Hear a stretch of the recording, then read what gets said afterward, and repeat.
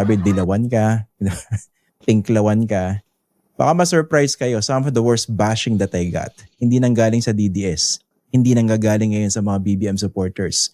One of the worst bashing incidents or episodes I had, alam niyo kung kanino nanggaling? Wala akong pake. Kahit nanggaling sa kuyukot mo, leche ka. Aray ko. Sa mga dilawan. Okay? That was many years ago. Okay? So, ano yung tinuturo nitong ganito mga bashing na ito? So basically, ano yan in terms of bad behavior, merong common denominator yan. Diba? Yung a lot of our people cannot get past their emotional attachment to politicians that they like. Ang tawag ko nga sa kanila, hindi na sila basta-basta political supporters Political worshippers na sila. Hoy, kami dito, natutuwa kami kay BBM. Talagang susuportahan mo ang tao nakikita mo para sa tao. Kupal. Handa mo yan, Aray ko. Diba? Dati pasalamat kayo ng pasalamat, tuwang-tuwa kayo dahil sa EJK. Binigyan ni BBM yung EJK, di ba kapartner mo nandyan? Si Liamas, tuwang-tuwa kayo? Tuwang-tuwa kayo ng si BBM kinampihan yung arbitral ruling, pusang inan nyo. Aray ko. Di ba kasama mo si Yamas? Ang nagasikaso ng arbitral ruling kasama si Carpio? Di ba tuwan-tuwa kayo? Tapos sasabihan mo, tanga. Sinong tanga? Tanga ka pala Patayin mo si BBM? No joke.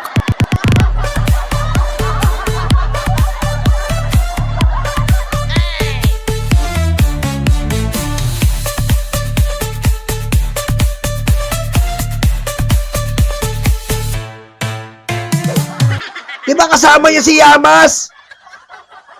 Di ba kasama niya si Carpio? Mga paborito niyang kasama niyan sa vlog.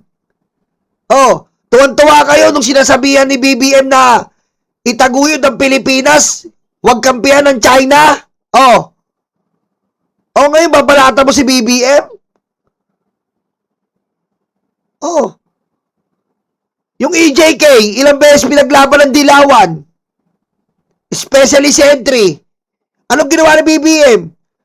Tinapon si Digong. Di ba tuwan-tuwa kayo? Wala kayong utang na loob, pusang inan nyo. Aray ko.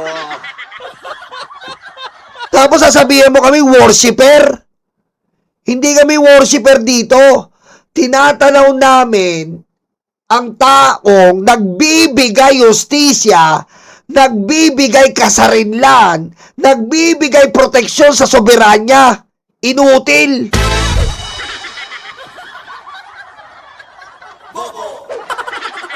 Ikaw, pagkatapos mong gatasan, pagkatapos mong gatasan ng Pangulo, anong gagawin mo? Di ba? Boss, bakit boss? Aray ko. Nakalive ako Passport. Oo, yung passport, kailangan talaga pa-scan. Scan galing sa computer. Tapos i-send as a file. Yung picture, tsaka yung passport, lapat sa scanner, medyo distansya mo nang siguro hindi lang nakadikit doon sa passport yung picture na 2x2 tsaka mo i-scan. Sige. Hindi mo na kailangan i-print, i-send mo as a file. Okay? Okay. Okay. Ngayon na. Okay. Sige. Aray ko. Diba? Narinig mo yon? Yung passport, idikit mo sa picture!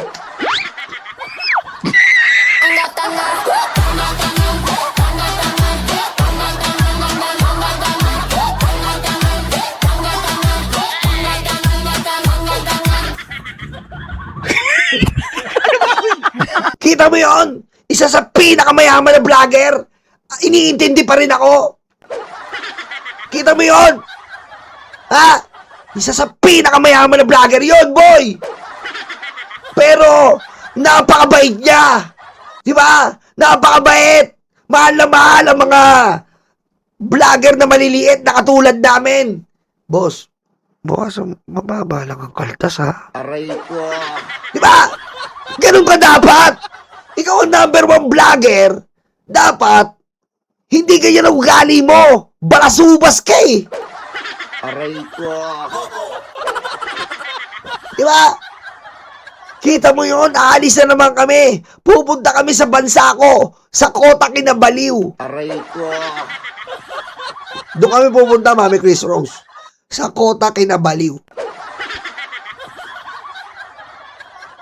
Oh, napakabait ni Mike Cervera. Iniintindi pa rin ang pag-alis ko.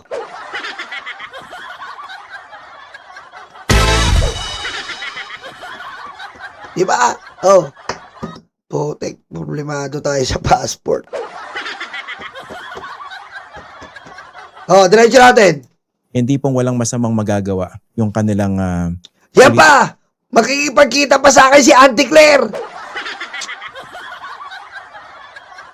Ang daming namin appointment. Auntie, makipagkita tayo kay Auntie Claire. I love you, Auntie. Pag-uusapan na natin ang pagtakbo niya sa 2028. Adictus Rex, nasa ka ba?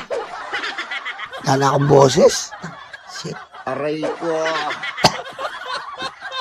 Lala akong boses, shit. Pikwa, mamaya nga pairam mo ng lalamunan mo. Aray ko.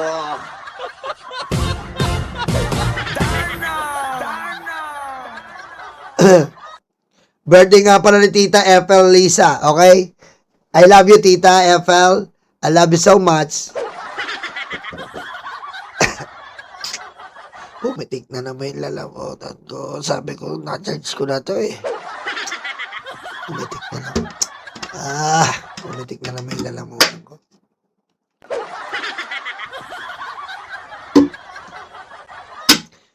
Christian, umiinom ka ba sa mga ganito? Ha? Lalagyan na mahihirap to. Baka sa inyo, gold. Aray ko. Angas mo. hindi ko na iniidolo dahil tingin nila santo. Alam niyo, before may mga nagtatanong sa akin, why don't you join government? Okay?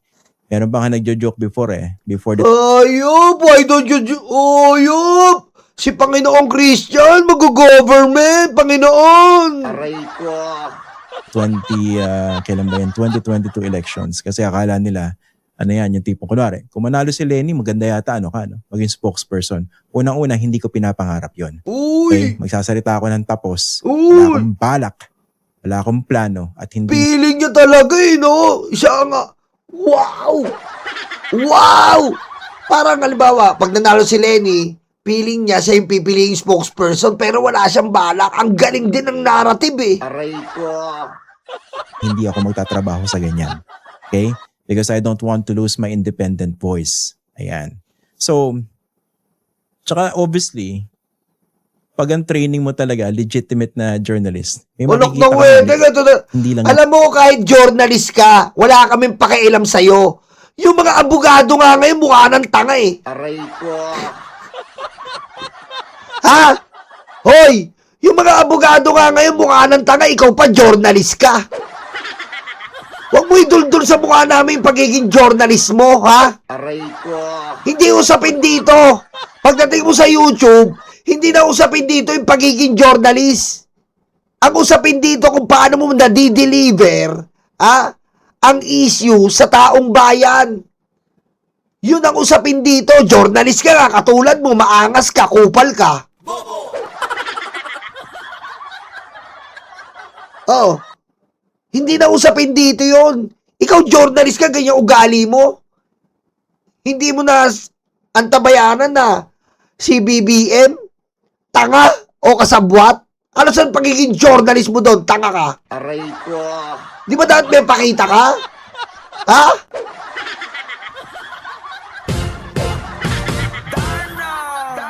yung tama.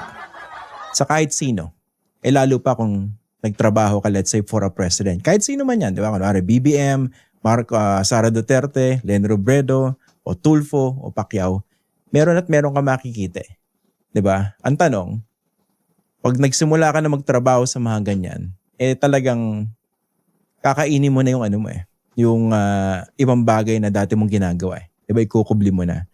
Iba naman, hindi naman kailangan magpanggap na, yung iba naman, hindi kailangan magtrabaho sa gobyerno para suportahan yung kanilang mga politiko. Iba naman, nagpapanggap na mga vlogger. Diba? Pero hawak na mga politiko. Nasa likod nila. Uy, sorry na, nagpapanggap pa pala kami. Sorry. Nagpapanggap pa pala kami mga vlogger, nakakahiya na tong ginagawa namin ah. Aray ko.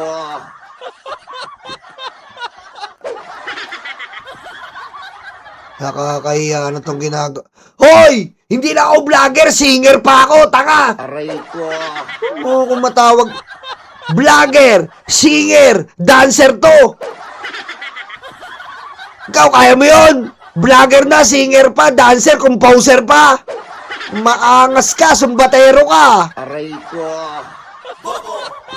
Nila, yung mga politiko. Meron silang sinasambang mga politiko. At ginagamit yung platform nila to push certain propaganda. Ano sumasamba sa... Hoy, hindi kami sumasamba sa politiko! Ha? Ibigay mo yung papuri mo sa tamang tao. At yun ang ginagawa namin. Si BBM, pinapapurihan namin, hindi namin sinasamba. Ang sinasabi namin, maganda ang ginagawa ng Pangulo. Ano gusto mo? DDS kami na sinuportahan yung pagpatay sa mga Pilipino. DDS kami na sinuportahan yung pagwalang niya sa WPS. DDS kami na sinuportahan yung Pogo. Pusang ina mo pala eh. Aray ko. Ha? Dito, sinusuportahan namin ng Pangulo. Binigay ang ustisya sa EJK. Dito, binigay ang kasarinlan ng China. Pinabalik ang kasarinlan ng Pinoy. Na kinukuha ang kasarinlan natin ng China. Oh. Inalis ni BBM yung Pogo. Inexpose ang blood control. Kinulong si Lucky Buloy. Kinulong si Alice Guo. Kinulong si Jinggoy. Kinulong yung mga engineer.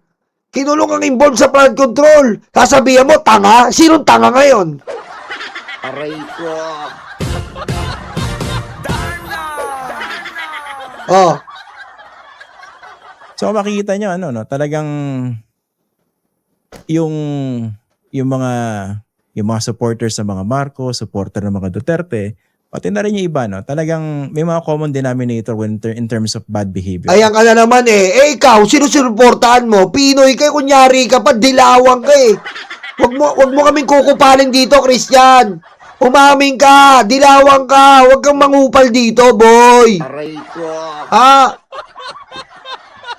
Dilawang ka, wag kang mangungupal dito. Ha? Alang nga namang hindi namin alam yon. Si Yamas nga umaamin, dilawan, ikaw pa kaya? Biglang soloist ka ngayon? Ha? Soloist ka na ngayon? Aray ko. Oh. Aminin mo, dilawang ka. Aminin mo na. Lalaglag mo si Yamas niyan eh. Aray ko. And I think this is on full display. Diba? Sa nakikita nyo ngayon. Oo. Medyo pinag-uusapan ko lang ng konti dahil may mga nagtatanong sa akin eh. Baka sinasabi dahil nananahimik. Ito. Sagutin natin Ayan. Sinabi ko raw na tanga yung Pangulo. Siguro naging lang, may malutong yung pagkakasabi ko. Pero diba ito na yung punto ko dati, kung naalala nyo. Ang sinasabi ko, kung kayong Pangulo, explain ko lang po sa inyo para mas maintindihan ng mga kababayan natin. Total budget season ngayon eh. Alam niyo po yung budget season sa Pilipinas, yung budget season, okay? Sinabit na po yung National Expenditure Program ng executive dyan po sa House of Representatives. So binubusisi na po yan. Okay? So ang power of the purse nasa Kongreso. Pero kung nakita niyo yan, di ba, meron dyan president's message, budget message. Ang tawag po sa budget ng Pilipinas, the President's Budget. Dahil siya naglalatag ng mga priorities kung saan dadalhin yan. Sige, Okay. oh. Now, ano ba yung biggest scandal na meron tayo ngayon? Flood control, hindi po ba? At mismong si President Marcos yung yan, yung nagpaputok niyan, quote unquote. At we gave him the proper credit for that dahil hindi ginawa ng ibang presidente, di ba? Tulad ng binabangkit ko before, he took the bull by the horns. And he deserves credit for that. Binabanggit ko yan, di ba? Tsaka doon sa iba nakakaalala, pinagtanggol ko yan, di ba, nung nagpakalat itong sinahari Rocky ng yung bangag video, na pagkakita mo, alam mo namang AI generated eh. So, sabi ko, sobrang siraulo nitong mga DDS na ito. No? Sipin nyo magpapakalat ng ganito. So, pag gano'n, nagdi-discuss ako ng ganyan, inisip ng iba, kunwari, pinagtanggol mo yung si Marcos, sasabihin, ano ka, anti-Duterte ka. O pag binanatan mo si Marcos, pro-Sara Duterte ka. May mga nagpapadala sa akin yung sinasabi, si Esguera, na pala, closet na Sara Duterte supporter. Excuse me, pwede nyo siguro tingnan yung yung content ng mga nilalabas natin dito sa Facts First para makita nyo kung gaano ka laughable yung ganong portrayal. Pero again, going back dito sa national budget, sa sistema natin ng pamahalaan, yung presidente napakalakas. Kaya kita nyo, di ba? Kahit sinong presidente, yung partido niya, yun yung nagiging dominant eh. Miski nung tumakbo siya, hindi yung dominant party. Kasi, napakadali niyang hawakan yung mga miyembro ng House of Representatives in particular. Yung Senado, okay din, pero hindi ganun kadali kumpara sa House of Representatives dahil yung Senado is elected by a national constituency. 24 senators yan, kaya ang kasabihan dyan. Ang daming sinasabi, puntuhin mo na. Number 1 vlogger. Aray ko. 24 separate republics or separate Malacanang. And yung mga argument na sinasabi, teka, ang hirap naman pasunurin basta-basta ng isang senador kung mas marami pa yung botong nakuha niya dun sa nakaupong presidente. Which to me is not exactly true dahil nga iba naman yung mga posisyon na tinakbuhan. Pero be that as it may, hindi ganun kadali na kontrole na nakaupong presidente yung Senado. So, bakit ko po in-explain sa inyo to? No? Kasi nga masyadong nagiging pasadsad yung diskurso natin dito eh. Kung sino-sino mga Poncio Pilato na mga vlogger yung kung ano mga komentaryo. Putik ko, ayan na naman, vlogger na naman kami, masyado na tayong kawawa dito, vlogger na naman tayo, pasensya ka na, Panginoon Aray ko. Panginoon Christian, pasensya ka na. Nagsasabi. At maraming nabubuyo, no? Maraming nabubuyo. Nakikita tayo mga coordinated online attacks. At may mga iba na papaniwala mga totoong tao. And that to me is very unfortunate, no? So dito, yung presidente, Nahapin na tayo nito, Binador Pigwa, wala tayong magagawa. Number 1 vlogger to, di tayo obra dito. Aray ko. Ngayon, pag-uusapan natin dati dito, yung mga tao na napalusutan, yung budget natin, sa tutak yung mga insertion. Ito ngayon lumalabas, di ba? Kung saan-saan dinala. Di ba? Ang tindi ng pagbaha over the past couple of days. Kaya mapapaisip ka, magkano yung ginastos natin for flood control across administrations? And I think ito yung nilista ni Senator Panfilo Lacson. Na alam natin for a fact, no? Hindi tumatanggap yan ng pork barrel ever since when he joined the Senate. So, di ba, sa pagtatanong, sa pag-iisip, logic, no?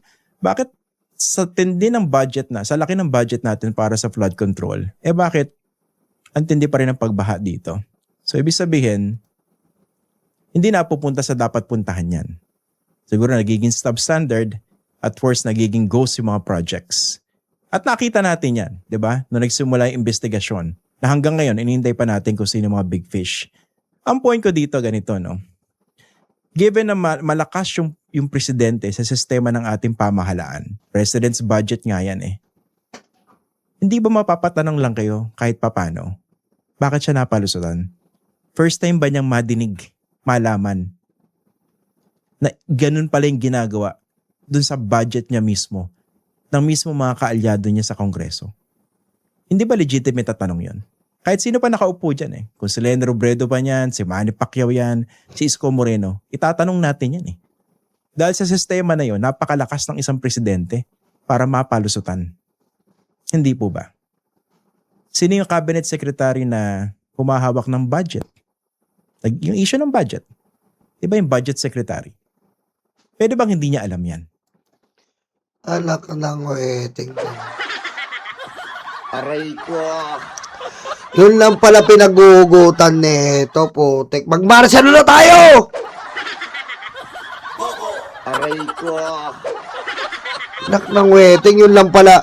Yun lang pala ang nito, sasabihin niya para Pote ko. Bakit hindi natin sinasama sa conversation yon? Ngayon, Sige, the fact that todo I'm mo! discussing this, wag naman matuwa yung mga DDS. Baka sabihin nyo naman, sige, kita nyo na, kasalanan talaga ang administrasyon. Teka muna, relax lang, no? Pati yung mga poon nyo, merong issue sa kanila pagdating sa flood control. Kaya, hinay-hinay lang. So, sa akin, no? Why don't we stick to the issues? Hindi ba?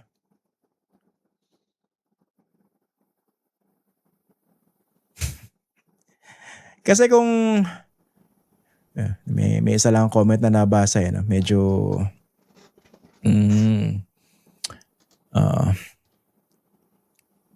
obvious na obvious kasi yung coordinated attacks no? And I hope hindi naman Anong coordinated attacks? Masama na ba mag-comment sa'yo ng against? Bobo naman nito. Diba? Ang sinasabi mo, ayan nga daw, hindi ang presidente, pinagkatiwalaan ang gabinete. Inuulit ko kahapon, walang kulay sa administrasyon ni Bongbong Marcos. DDS pinagkatiwalaan, Kakamping pinagkatiwalaan, Dilawan pinagkatiwalaan. Lahat yan nandyan sama-sama sa gabinete. Anong ginawa nila sa Pangulo?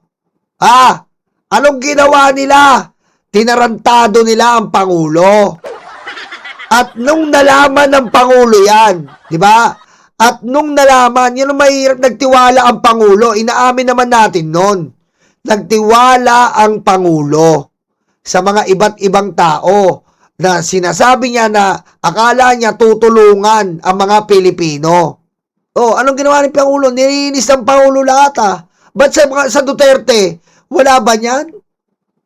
Si Duque, si Parmali, si Pogo. Hindi ba mas malupit yon? Kung eto, pusang ina mo, Christian, kung sinabi ba ng Pangulo yan sa flood control, malalaman mo. Sige nga, kung di ka bobo, tanga, inutil ka Kung sinabi ba ng Pangulo, ang flood control, malalaman natin lahat to. Mag-iinarte ba kayo lahat dyan? Sige nga. Kung sinabi ba ng Pangulong Bongbong Marcos sa flood control, malalaman natin. Kung di ka ba naman bobo, sinong tanga ngayon?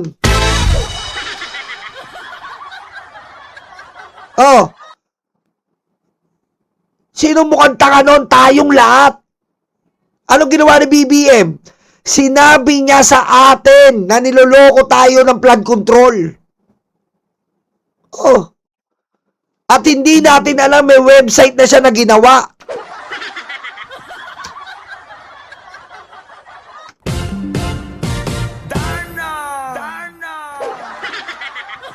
Diba? Hindi natin alam, may website na ginawa ang Pangulo. Naka-ready na siya. Inimbestigahan niya na mismo. Anak ng buteti ka, tanga ka na hindi ginagaga. Anyway, I'll stop there muna. No? I'll stop there. Okay. Ang sa akin lang, that's a legit question that we should be asking. Kinatanong naman kita, malalaman mo ba yung flood control sa pinakamagaling na vlogger na tulad mo? O ba't hindi mo in-expose yung flood control kung pinakamagaling ka? Ikaw ngayon namunin ko, bakit hindi mo in-expose yung flood control? Magaling na vlogger ka dapat alam mo yun. Aray ko. Kanino mo nalaman yung flood control? Kanino ko nalaman yung flood control? Kanino nalaman ng mga subscriber yung flood control? Kanino? Pinakamagaling na vlogger. Diba, Ma'am MB Ma'am MB, Los Angeles, from California. Shoutout sa asawa niya, si Ricky. Shoutout po. Diba? Nalaman natin kay BBM. Kaya tayo nagkakaganito ngayon. Di ba, pare Eduardo? Kung hindi sinabi ni BBM, diretso yan. Kung hindi sinabi ni BBM, tapos.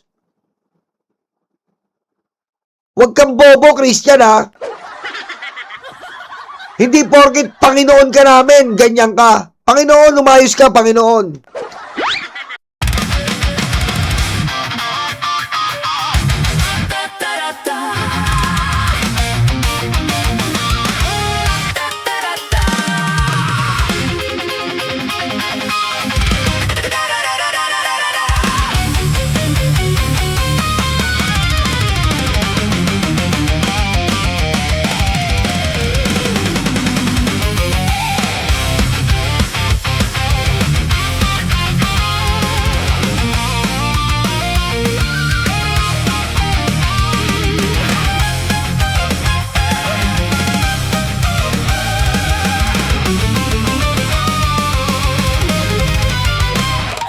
Madilim daw ang paligid.